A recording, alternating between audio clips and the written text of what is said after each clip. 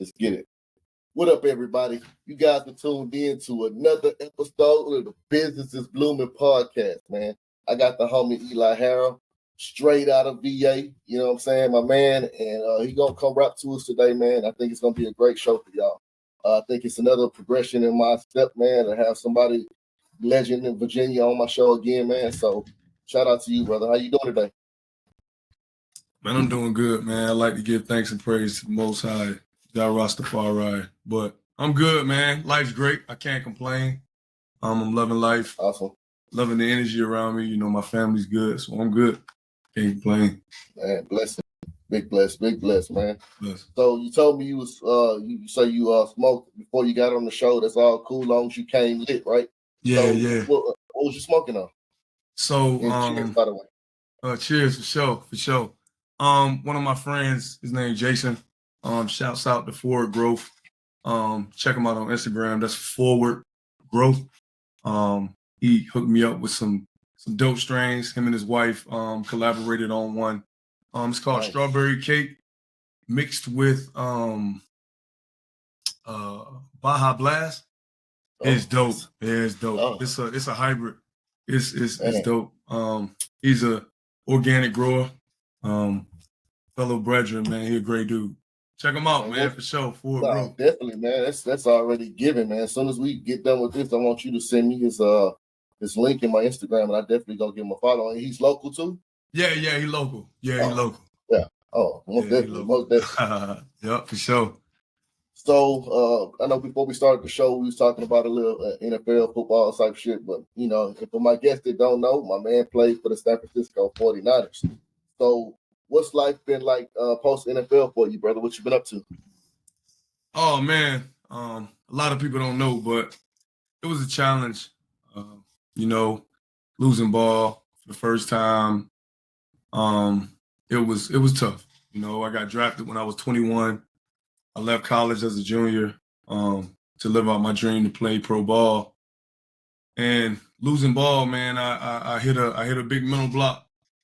Sure. I was depressed. Yeah, I was in a mental hospital, man. I was at one of the lowest points of my life.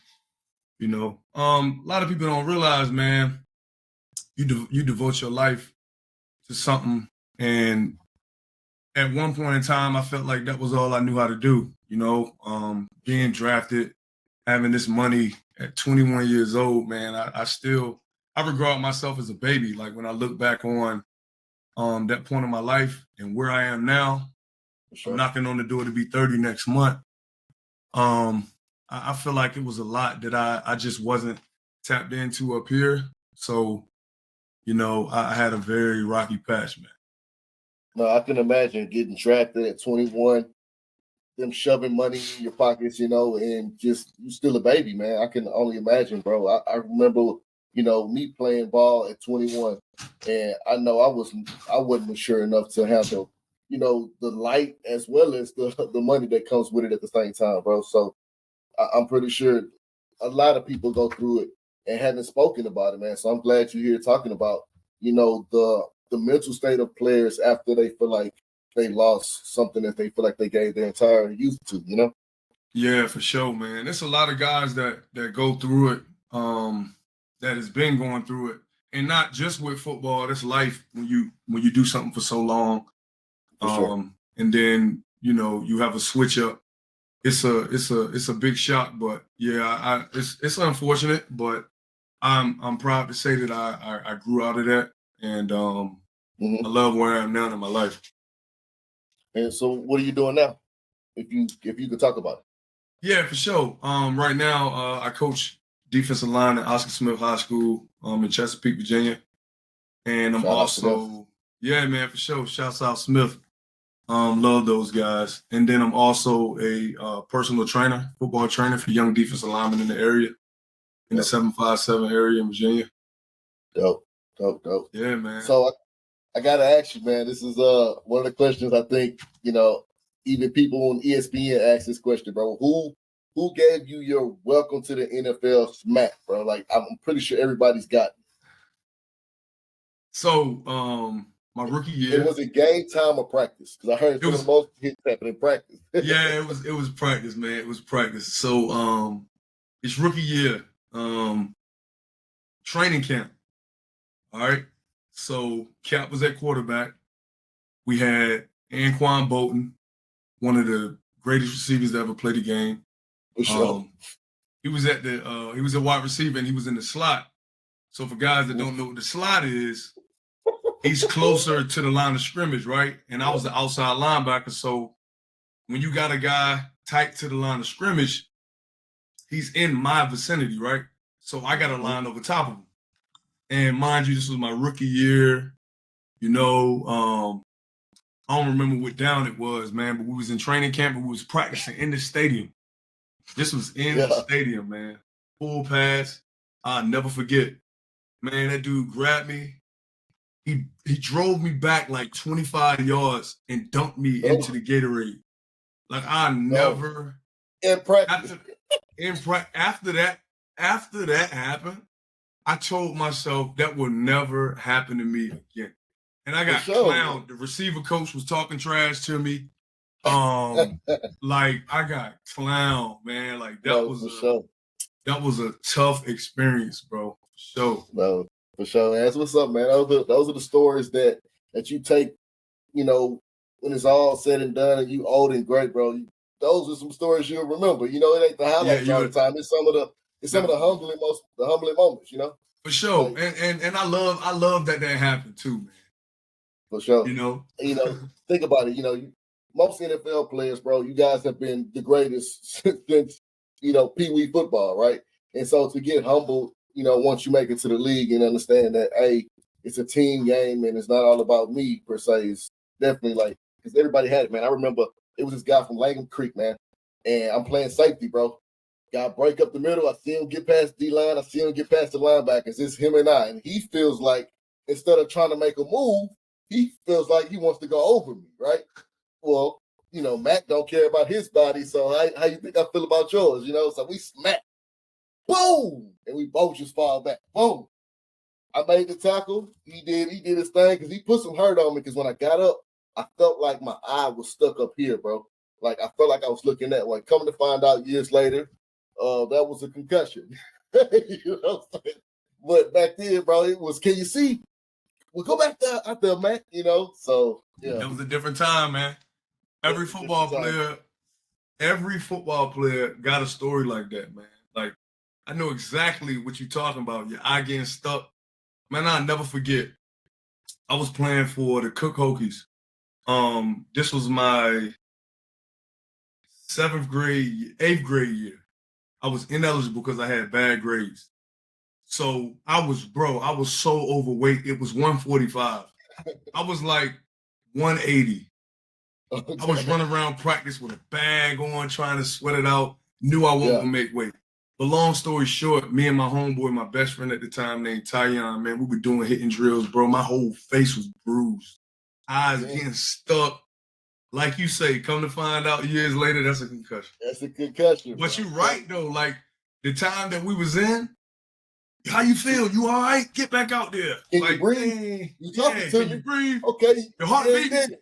Yeah. Exactly, bro. Exactly. Right. So let me ask you a question, bro. So now players are only required to do marijuana testing according to Google once a year starting in training camp for marijuana or THC, right? So but in the event of a positive test, players now face monetary fine and up to 3 weeks pay rather than an outright suspension. And I wanted to know your thoughts on that. What's just better? Is an outright suspension better or is the fine better? Well, I guess we don't want it at all, honestly. But, just asking your perspective on it. So first and foremost, I say I was a late bloomer when it came to marijuana. Like how I grew up, my folk taught me that weed was the devil. Don't do it. You know what I'm saying? Like, I didn't start smoking weed till I actually retired playing football. Part of me having my mental issues that I was going through, I started smoking weed after I was going through that, and that helped me get through it. Like, that helped me come out of that and become who I am today. But me personally, I say define is better, because at the end of the day, when a guy misses time, like away from the team, you naturally feel like you're letting your team down, you're letting yourself down, you're letting your family down. So I say the fine is definitely better. Weed should be legalized anyway. It's a natural herb. It was here way before us. But that's a conversation for a different day. I don't want to get too deep for these people. Oh no. But, I want to hear it. Yeah, but man, like the rules and stipulation over marijuana, you know why they came about. Back way back in the day.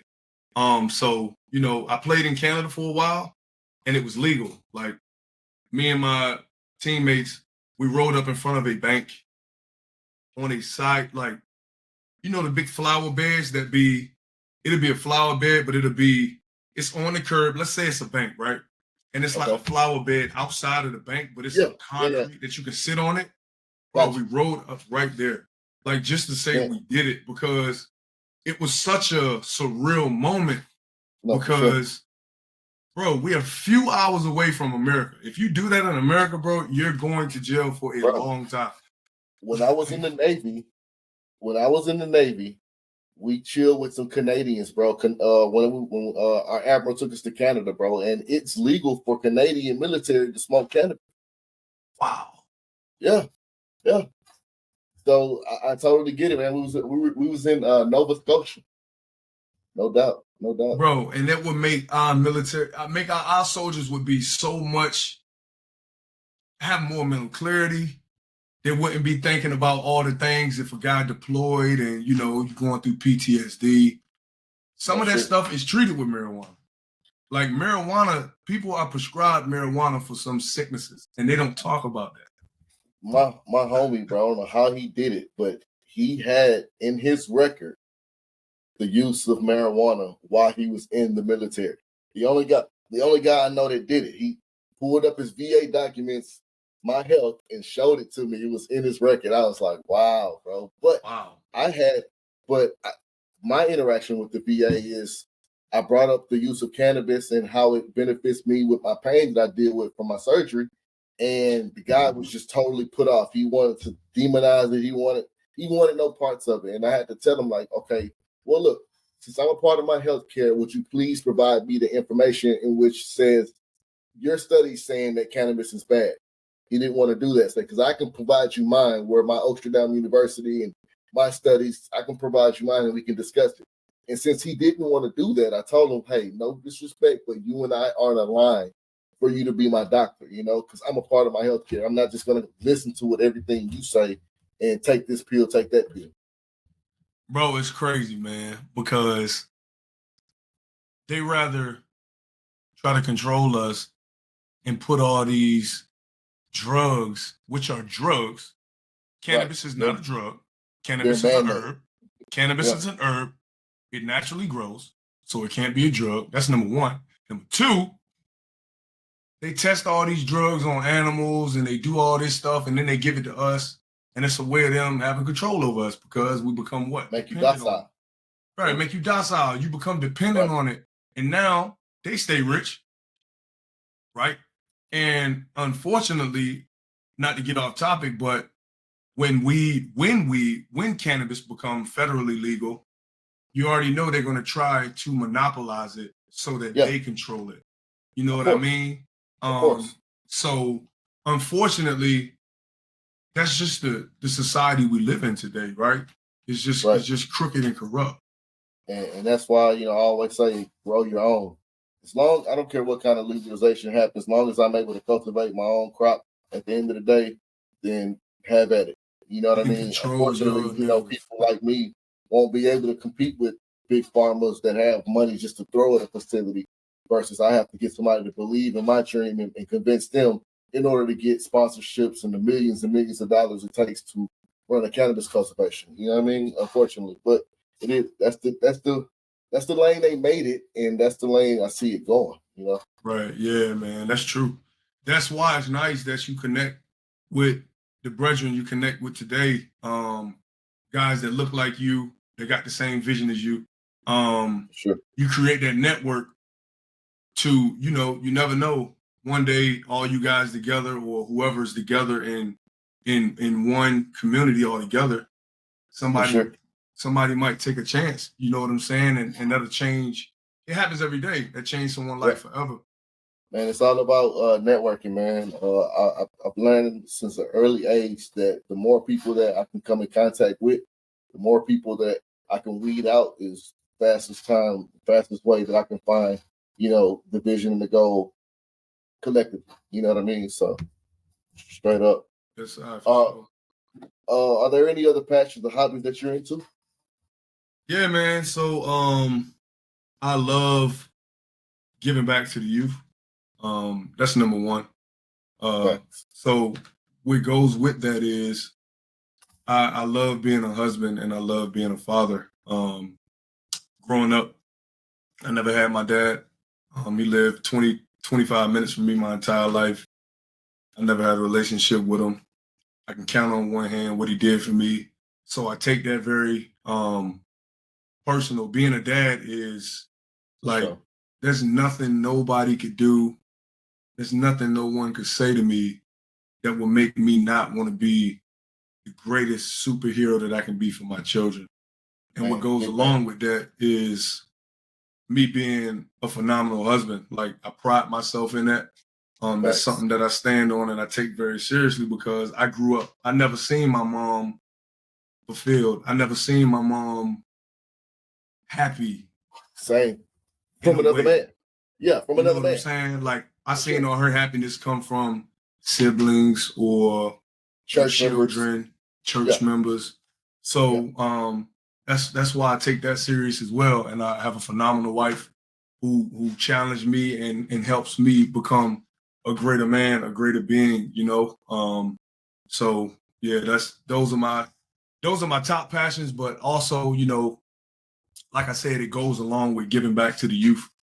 I'm currently working on some stuff with a few brethren, man, and trying to really give back and impact in a way that we can educate and get into the minds of the youth in a positive way, so that they're prepared for the war of life.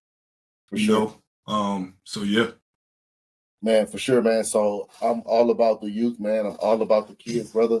And you have a brethren right here, man. You reach out to me if there's anything in the community that I can help with. I can just be a part of. If it's just showing up, you know, I got the time and the willpower. I'll be there, man. Like for sure. That's love, man. Love. I tell you some funny tidbit though. There's these kids in the neighborhood. They're always outside throwing the football. One day I got there and throw it to them, introduce myself. Hey, I'm Randy. So now every now and then they'll come ring the doorbell and ask me to come throw the football with them. And my wife says she just loves that. She's like, hey, I just love that, you know, you go out there and you play with the kids, you know, and I think it's important because when I was growing up, I had that big homie, you know, and I don't really see that too much. Or if I do see the big homie, they teach them kind of the wrong thing. You know, I'm out there teaching them football plays. If they drop a pass, man, you owe me 5 push-ups, you know, just out there being with them, you know, and I was telling one of my homies, I was like, man, I feel like I'm not teaching them nothing. He was like, man, you're doing exactly what you're supposed to be doing. You spending time with them and you playing ball with them. They're going to remember that. You know, they actually seek you. They come ring your doorbell for you to come play with them, you know, so. That's beautiful, man. That's beautiful, man. And yeah, you're right. Like, I think I'm a little bit younger than you. But how we grew up was the older guys looked out for the younger guys, especially the guys that they saw had potential. That it factor. Let's just be honest. Some people have that. You know. I remember Vince Young, bro. I knew at an early age when I was watching him play Pop Warner and fun football, he different. Like, I'm good, but he different. Like, you just knew it. Like, hold on, man. I dropped my damn questions. Oh, you good. But yeah, man, shit, you made it to the league. That was probably you too, man. But Eli, boy, they're different. Yeah, you know? Man. And but we don't have that today.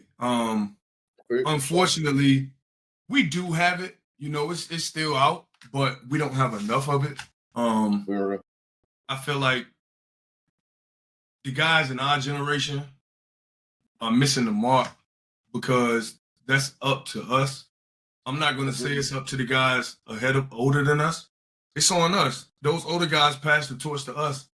And I feel like our generation is the generation that's really failing the kids because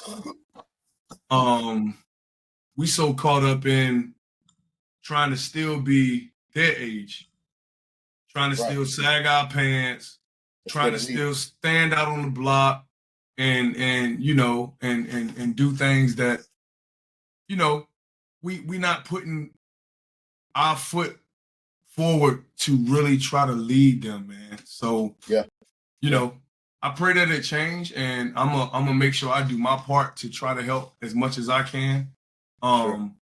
Because it can be done. It can be done. And if we can save one kid, you know, that's a job well done, because hopefully he'll be able to tell a friend, to tell a friend, to tell a friend, and they'll maybe want to change their lives too. I definitely agree with that, man. I wish I was more active, you know, in the community. Again, I'm new to this community, and this community has embraced me as its own, man. So I think it's only right that I invest into the community that I live in and embracing me. So that's beautiful, bro. Let me see. So there are a lot of professional athletes that's gone into the cannabis industry after their playing time was done. Would that be something that you see yourself getting into, and what do you think your lane to be in the industry? I've been, you know, as you know, I've been trying to educate myself on the cultivating and, you know, and not just cannabis, like growing my own food, growing my own crops, you know, getting into plants and, you know, just planting herbs and, you know, just trying to educate myself so that I can live a lifestyle where I don't have to really be dependent on anyone else. So that's definitely something that is kind of in the forefront of my mind. I wouldn't say it's number one priority right now because there's some other things that I'm trying to accomplish, but that's definitely something that I think I would try to tap into. Definitely the cultivating. Most definitely, man. I'm excited for you, man. You know, I got the knowledge, man. As soon as you're ready, you know, game is free. You know, I want to get everybody that want to grow legally in a legal state, of course, growing, because it's so therapeutic, man. I talked about this on the previous podcast. I think people forget about therapeutic environment, or the therapeutic aspect of cultivating, when you becoming one with the plant and bonding with the plant, and you know, you guys are feeding off each other, and just it's just so much being in the garden for me, man. I absolutely love cultivating, man. And this season, I plan on cultivating my own peppers and onions and herbs and stuff as well. I never took it outside for herbals and edible fruits and stuff like that, but I think this year I will be giving it a try, man, for sure. Yeah, man, it's definitely something I think everybody should try, man. You know, why not? At the worst that's gonna happen, the worst thing gonna happen is you don't take care of it as good and it die, right? You buy another pack of seeds, you try again, but it's trial and error, man. I think everyone should give it a go, because it's nothing like seeing. Yeah, it's nothing like seeing something that you put time in manifest and you know grow. Like, that's beautiful. Nah, for sure. So you say you started smoking right after you got out the NFL, right? So what inspired you to explore cannabis for its potential benefits? Like, who put you on for it medicinally? So it was this old guy at the gym I used to train at in Orlando when I was living in Florida. He had his medical card, and I don't know, he might have just seen or felt my energy. I probably was down.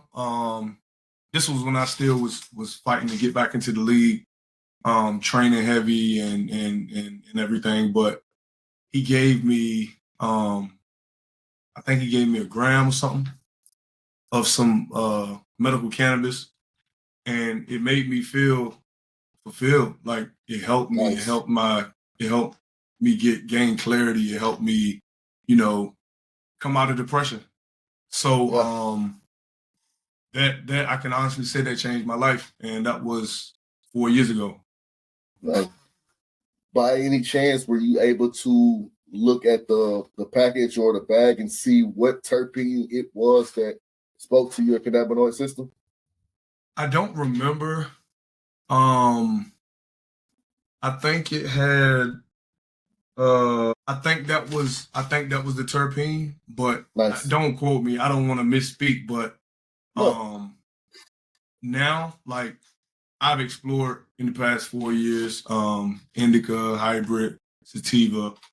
I love sativa because a few years ago I was drinking energy drinks all the time, and I didn't want to do that anymore. I wanted to. I recently changed my lifestyle, so I got heavy. I got heavy into the sativa, and I felt like that is the natural. It's like a natural caffeine. It's like drinking green tea for me personally. Right. Nice. Yeah, It gives me it gives me the high that I need, and I'm very, very active. Like I can write a Yeah. book when I'm on sativa. I can I can do like any and everything. I can clean the entire house 3 times, like if I wanted What's your to. favorite? What's your favorite strain? I say it's between Bruce Banner Okay. and if I'm not mistaken, Red Congolese. If you've Ooh. ever heard of that. Ooh. Yeah, I have, but I've never tasted it though. Yeah, Ooh. man. Oh, But nice. You got to connect.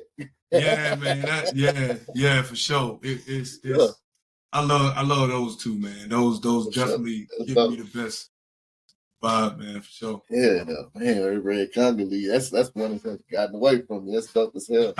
Right. All right. So with you being a coach, man, and putting positive vibes into the community, bro, even though cannabis is legal here in Virginia, but talk about, some tips that on responsible and mindful cannabis consumption.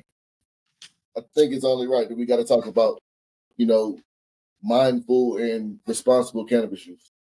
So me personally, I'm a spiritual cannabis user. I myself, I've recently became a Rastafarian, and I use it in a sacramental way. I use it to, Holistically. um, yeah, man. I get in touch with my spiritual side. Nice. I get closer to the Most High. I'm reading. I'm heavy into reading, meditation, and that's something that I've always been afraid of. Like I never was a confident reader. I never was the guy that was interested.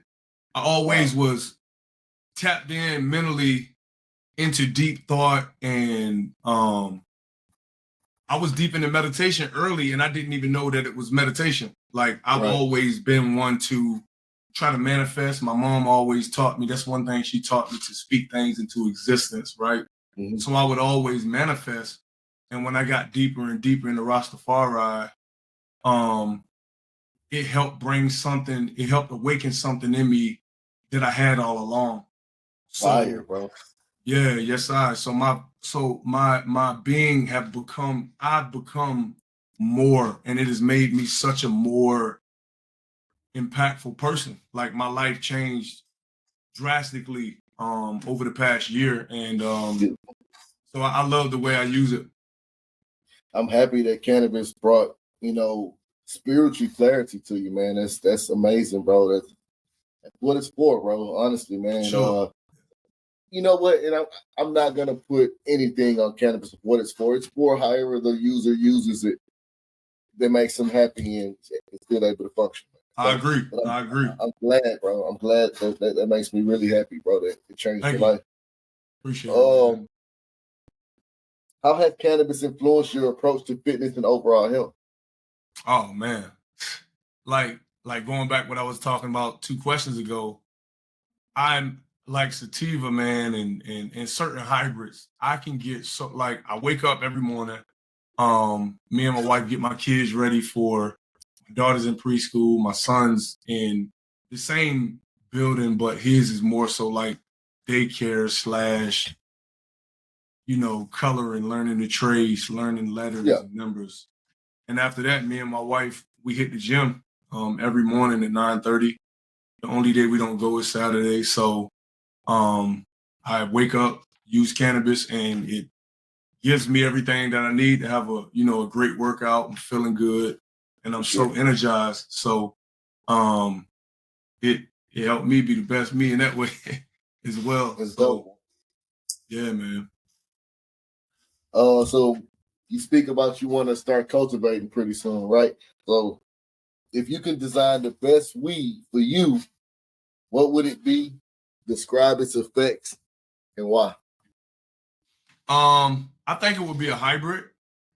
I think I would want to cultivate one that would begin on the sativa side, something that's very uplifting, something that's very euphoric, something that gives me clarity, something that inspires me, help me tap into my like a productive mind, like whether that's writing, whether that's reading something, or whether that's writing up a training plan or a coaching plan or a scouting report, something like that. And then on the downside of it, when on my come down, I would want it to give me the indica effect, the relaxation, the pain management from a hard workout. So that's definitely something that I like to do. And then like at a time like this, like if I smoke at 10 and I want to go to bed at midnight, something that I'll be coming down and relaxed enough to go to sleep. You feel me? Yeah. Have you had Tangy? Oh, have I? Oh my goodness. Wow. And I miss Tangy. Tangy is that hybrid that does exactly what I just said. So before I got into Bruce Banner, it was Red Congolese and Tangy. Okay. It was those two. And I fell in love with sativa hybrid. I fell in love with it. I'm gonna do something for you, man. I'm gonna do something for you. I'm gonna create you a strand, bro. I got some Tangy over here. Yeah, I got some Tangy over here. I have Mass Medical's Putang. The Putang is Tangy times Star Pupil. And then I got Joint Custody's Cushion OJ, which is it's Putang times Khalifa Kush. And I think that will go well for what you're looking for, man. Nice, man. I appreciate that. No, for sure, bro. This was recorded, and so I got to do it because it's recorded. You know what I'm saying? Hey, man, this is what you said you was gonna do. I'm gonna definitely do it just because, man. Like, if I can create this strand for you, bro, and it bring you just that much happiness, the way you lit up speaking about Tangy. Shit, that's what it's for, bro. You know, that's for sure, man. Hey, that's real. I love Tangy too, honestly, bro. Tangy is one of my favorites, as you can see. I got it all through it, you know. Beautiful, man. That's beautiful, bro. Thank you. All right. So, what's your thoughts on legalizing federally? Like, what do you want to see? Man, I just don't want them to railroad guys like yourself. I don't want them to railroad guys that in states that it is legal, like Cali or Colorado. I don't want them to railroad those people. Like if they try to buy those people, yeah, man. Like if they try to buy those guys out, which they will, like I don't want these guys to sell their soul, like because that's another thing that I love that I had the opportunity to have a lot of money at one point because it gave me the outlook on what life is really worth. You see a lot of people today in social media sell their soul for that paper, man. And like, what are you? What do you really stand on? What's your brand? Yeah, like what is your purpose? Like, I just don't want these guys to sell their soul for that dollar. Like, if this is something that you really wanted, if this is something that you really enjoy doing, be careful of taking a amount and then not doing that anymore when it fulfills you, it gives you what you need, you know, mentally. Because a lot of guys don't realize that. I use football for an example. Like I told you, like when I lost football, man, I felt less than human. Yeah. Like I felt like I've been doing this my whole life. What else can I do? I just don't want those guys to fall into that trap, even though they would get a large lump sum of money, but the money not gonna be there all the time. And the dollar could be worth this today, but tomorrow, as we can see, as the world's going on now, we can see it might not be worth as much. So I just don't want them to railroad guys, man. No, yeah, man. At this point in Virginia, man, they got 5 dispensaries, or 5 brands, I guess, and they control the medical market right now. But I do believe Virginia may open up one day to where it's rec, and they allow, you know, people like me to set up shop and produce my craft herb and give it to the population. But until then, you know, shit, it's just a monopoly. I feel, you know, like right now. Yeah, man, the monopolization. I talk about this all the time, bro. You know, I have my medical marijuana card here in Virginia, right? Be able to go to the dispensary. So obviously, when you go to the dispensary, they take all your information down because it's medical, right? But I've never received a text message from my primary care doctor saying, "Hey, I got some aspirin. Do you want some?" You know what I mean? But the dispensaries can text me and let me know they got new strands in. Like, but people like me, I can't even participate. But you got these people texting my phone about what y'all got. You know what I'm saying? Like, come on, bro. Get it. You know? Yeah, that's real, man. Hey, me personally, I think everybody that serves this country in the military should be able to have access to marijuana when they're done. If they're not gonna be like Canada, which I don't think probably ever will happen. Like I don't see them letting our military use marijuana simply because what this country stands for, the corruptness of it, you know. But at least let these guys use as much as they want when they get out. Like those medical dispensaries, give them as much as they want because, and especially the guys that, you know, have been on tours to fight for this country, like the stuff that you military guys have seen, the stuff that you went through, like it's inhumane. You know, it's not what the Most High designed us to do. Like the you know, war is not the answer. And you know, in my opinion, and I just feel like y'all should be properly compensated when y'all get out because it's a lot of stuff that y'all have seen that people should not see. You know, I mean, look at the world now. I don't want to get off topic, but you know, like social media, you can go on Twitter right now, and I guarantee you, one of us, like if it's 5 people in a room, right, and we all pull out our phone and open Twitter, at least 2 of us will see on our timeline somebody getting killed, shot at, or brutalized. Like, sure. I just don't, you know, like with all the stuff that's going on in Palestine right now, it's just crazy, bro. I don't want to get off topic, but. No, I understand what you're saying, man. People are blinded by their phones. This phone has become, I don't know what to call it, a brain. You know, it's become people's brain. People really think from their phones. Like they wake up, first thing they do is roll over and grab their phone. You know, and your brain is a computer. It's what you input into it, what you upload into it, therefore you will be, right? So that's wrong with the world, man. Everything has been pushed in front of you. All bells have been taken off, man. They just giving it to you raw. And the flesh and people are really going towards, you know, but call it what it is, evil shit. You know what I'm saying? Call it what it is, it's evil. You know, and you know the flesh is weak, bro. But the mind gotta be strong. You gotta constantly pump something positive into your brain. It's like you talked about earlier about the manifestation. You speak and talk. A lot of people aren't positive. I can't be around people like that. because I literally feel that shit.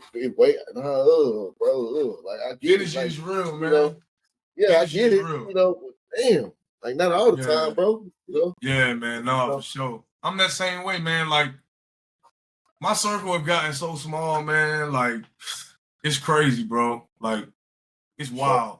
And I'm the same way, man. You gotta protect your peace. You gotta protect your peace because no one's gonna treat you like you. That's why you gotta, you find you a companion. Along with that, you having self-love and you taking care of self first. And then you find a companion that's level with you and y'all connect.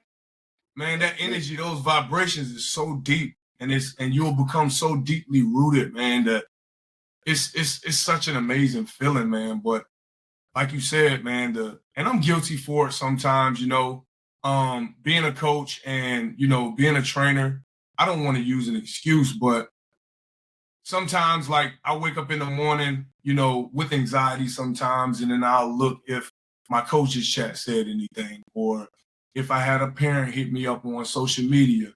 And within me looking at a message on social media, I'll fall in the trap of checking my timeline or checking my search bar, but I definitely say I'm guilty for it, but that's the way we've been programmed, But you gotta know that it's not real. What's real is the now, what you're in right now, your situation, And once you can learn how to differentiate the two between what's real and what's not, then hopefully through cannabis people can, For sure, bro. For sure, bro. That's real. So we coming to the end, bro. I want to ask you this though. What's one question you wish I'd have asked you that I didn't ask you, and how would you have answered it? Bro, I'm be honest. Like, I can't think of nothing. It's the conversation been so genuine and real. You allowed me to talk about my past. You allowed me to talk about things that 6 years ago I wouldn't have been able to talk about, right? But I grew in such a way, and the way everything was aligned in the conversation, it was perfect. And it's things that I probably needed to talk about. So that just shows how deeply rooted of a person you are, because we just lined up, from the day I met you at my brother's shop. Like, it was love. Like, you hooked me up with the papers, and I did use every last one of them. You were just the vibe was real, man. And it's nothing that you didn't ask me that I didn't want to share, man. So no, that's 100, man. I think I'm getting good at this. No, this definitely, from my opinion, is your niche. Like, it's genuine. The energy is real. I feel you're being yourself. You're not conforming to, well, I don't want to say this, or I'm not too sure about that. Like you being real, man. That's authentic. Man. That's authentic. For sure. That's authentic. All right. Just because I feel like I always see you post very intellectual shit, enlightening shit, I want to enlighten my crowd. What are 3 books that you would recommend that we need to read? Cannabis related or not? So right now I'm big on Rastafari, and just educating myself on some of the famous patriarchs of humanity. Marcus Garvey. Reading a lot about Marcus Garvey, famous Jamaican politician, rebel, one of the greatest Black men to walk this earth. I feel like especially African American males, should definitely tap into Marcus Mosiah Garvey. He's one of the most powerful spiritual men that have ever walked this earth from Jamaica, and he talks a lot about things that we need to hold ourselves up on, that was ripped and robbed from us from our ancestors through slavery.